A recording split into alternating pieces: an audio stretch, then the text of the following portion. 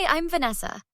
I married into what I thought was a loving family 3 years ago, but it turns out some people are really good at hiding their true colors until it's too late to back out. My husband Derek is amazing. Kind, supportive, everything I could ask for. His parents? Well, that's a different story. Vanessa, honey, you're glowing, my friend Michelle said over coffee one morning. I was 4 months pregnant, and the exhaustion was real, but so was the excitement. Thanks, Mish. I'm just trying to stay positive, with the baby coming and everything. How are Derek's parents handling the news? They must be over the moon about their first grandchild. I stirred my decaf latte, choosing my words carefully. Linda seemed surprised. She said something like, "Oh, that's happening sooner than we expected." That's weird. You guys have been married for 3 years. I know, right? And Frank just nodded and said they'd adjust their plans accordingly. Whatever that means. Michelle frowned. That doesn't sound very grandparent excited to me. Derek says they're just processing. They'll come around. But they didn't come around. Not really. The text from Linda became shorter, more formal. Hope you're well? Take care. Nothing about the baby, nothing asking how I was feeling. Then came the Sunday dinner that changed everything. Derek and I were at home, making plans for the nursery, when his sister Amber called. Hey, Derek, just wanted to confirm you're still coming to Mom and Dad's tomorrow for the barbecue. Should I bring extra burgers? Derek's face went pale. What barbecue? The family barbecue? Tomorrow at 2? Mom sent the group text last week. Amber, I never got a text. Neither did Vanessa.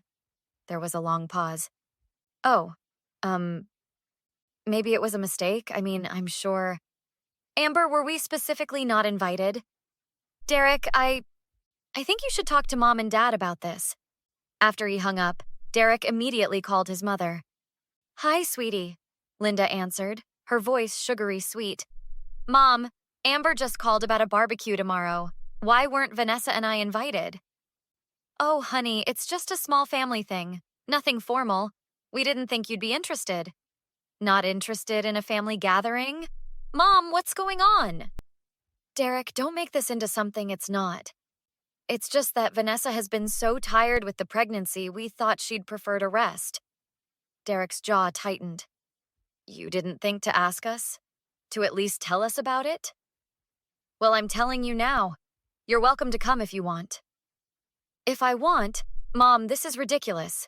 Vanessa is my wife. She's carrying your grandchild. I'm aware of that, Derek. I just thought, what did you think exactly? Linda's tone shifted, becoming defensive. I thought that maybe you'd appreciate some time with just the family that's been here from the beginning. My heart sank. I could hear her through the phone. Vanessa is family, Derek said firmly. Of course she is, dear. I didn't mean it that way. You're being so sensitive lately. I'm being sensitive? You excluded my pregnant wife from a family event and I'm the one being sensitive? Derek, lower your voice.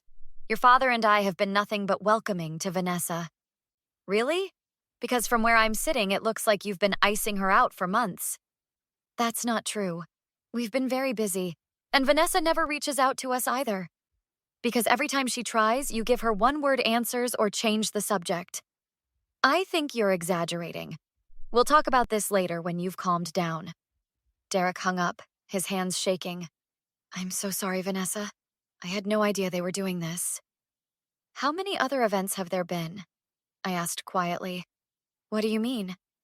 Derek, think about it. How many family things have happened in the last few months that we weren't told about? His face fell as he scrolled through his sister's social media. Photo after photo of family dinners, game nights, holiday celebrations. All recent. All without us. Oh my God, he whispered. Vanessa, I'm so sorry. I thought they were just busy. I thought they've been deliberately cutting me out, I finished. And they've been doing it for a while. The next morning, Derek called Amber again, this time on speaker. Be honest with me, he said without preamble. How long has this been going on? Amber sighed heavily. Derek, I didn't want to get in the middle of this. You're already in the middle. Just tell me the truth. Since Christmas. Maybe a little before. Mom started doing these family-only things, and when I asked if you guys were coming, she said you were busy or that Vanessa wasn't feeling well. And you believed her? I didn't know what to believe. She's our mother, Derek. I thought maybe you and Vanessa were pulling away from the family. Pulling away? Amber, we've been trying to be involved. Vanessa sent your mom recipes, invited them to lunch, asked about their vacation plans. I know. I see that now. But Mom made it sound like Vanessa was standoffish, like she didn't really want to be part of the family. I couldn't stay quiet anymore. Amber, I've tried so hard. I've tried everything. Vanessa, I believe you. I do. And I'm sorry I didn't see it sooner. Mom has this way of spinning things, you know? What has she been saying about me? I asked, my voice cracking. She says you're judgmental, that you look down on us because you have a master's degree and work in the city. She told Aunt Carol that you think you're too good for family traditions? That's completely untrue. I felt tears burning my eyes. I've never said anything like that. I love family traditions. I've been begging to be included. I know.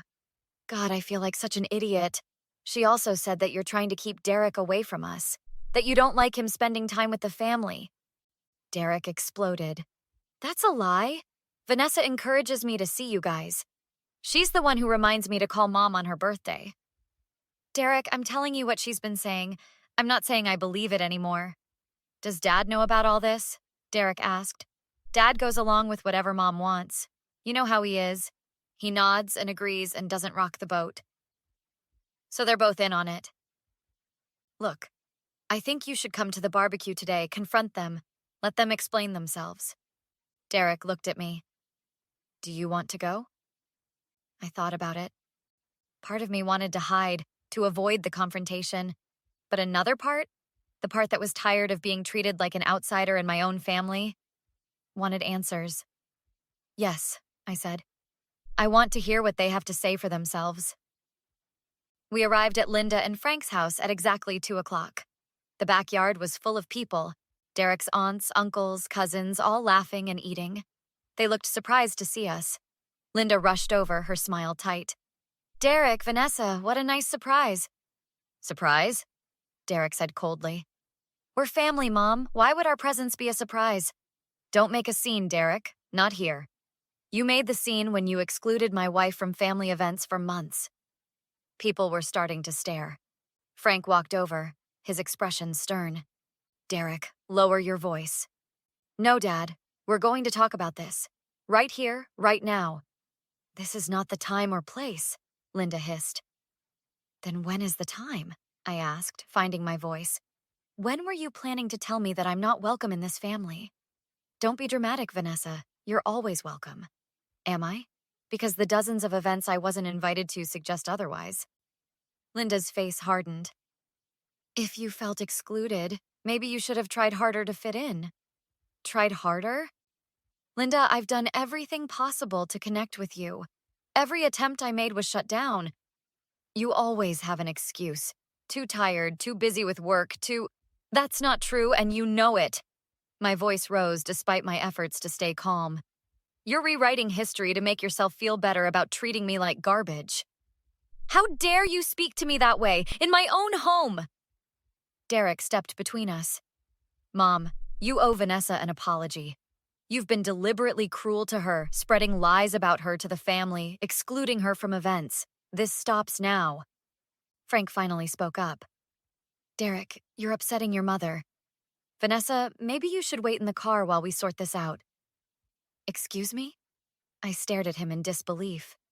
You want me to go sit in the car like a child? I just think tempers are running high and nothing. I have every right to be here and every right to hear why I've been treated this way. Linda's facade cracked completely. Fine. You want the truth? You're not the daughter-in-law I wanted for Derek. You're cold, you're career-obsessed, and you've changed him.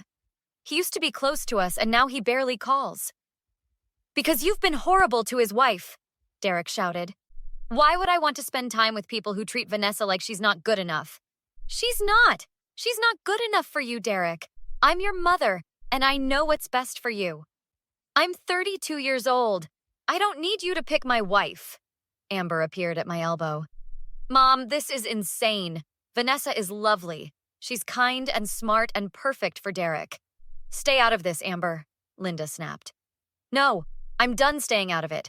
I've watched you sabotage their relationship for months, and I'm not going to stand by anymore. Vanessa is having your grandchild. Don't you want to be part of that baby's life? Of course I do, but I won't be dictated to in my own family. I won't be told that I have to accept someone who doesn't respect our values. What values have I disrespected? I demanded. Name one thing I've done wrong, Linda faltered. You just don't fit. You're not like us. Because I have a career? Because I didn't grow up here? What exactly makes me so unacceptable? She couldn't answer. The silence stretched out, broken only by the awkward murmurs of relatives pretending not to listen. Finally, Frank spoke. I think everyone should leave. Family only. I am family, I said quietly. But you've made it clear that you'll never see me that way. So let me make something very clear to both of you. When this baby is born, you won't meet them. You won't be at the hospital. You won't come to our house. You've excluded me from your family, and now I am excluding you from mine. Linda's face went white, then red. You can't do that. We have rights. We're the grandparents. You're the people who spent months treating their grandchild's mother like trash. You don't get to reap the benefits of being grandparents when you couldn't even be decent human beings to me. Derek, tell her she can't do this. Linda grabbed her son's arm. Derek gently removed her hand. Vanessa's right, Mom. You made your choice. Now live with the consequences. We'll sue for grandparent rights. You can't keep our grandchild from us. Go ahead and try, I said, my voice steady despite my shaking hands. Let a judge hear about how you systematically excluded me, spread lies about me, and tried to destroy my marriage. See how that works out for you. Frank's face turned purple. You ungrateful little... Don't, Derek warned. Don't say another word to my wife. Or what? Frank stepped forward aggressively. What are you going to do, Derek? Dad, back off, now. But Frank was beyond reason. He grabbed my arm, hard enough to leave marks. You're not going to destroy this family.